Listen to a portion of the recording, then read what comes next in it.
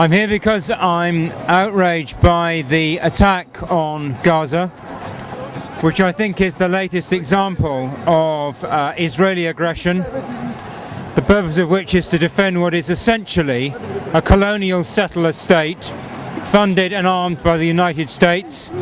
to protect US interests in the Middle East. And I think it's very important to understand that Israel is an artificial state.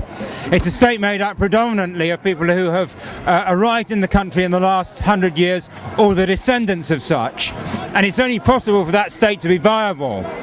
built on stolen land,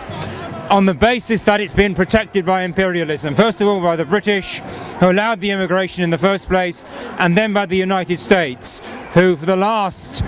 50 years has been arming and funding Israel and making it possible for Israel to hold on to what is effectively stolen land at the expense of the people of the region,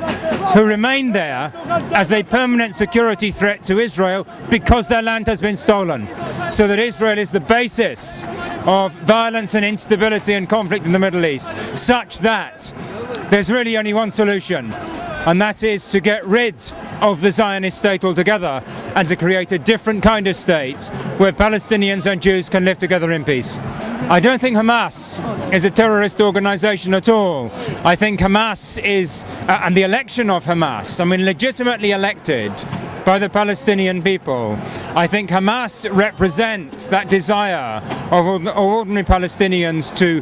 fight back, and is a product of the Israeli dispossession of Palestinian people and American-backed Israeli violence. Hamas is a response to that, and I think people like myself, I'm a socialist, I'm not a Muslim, but as a socialist, I support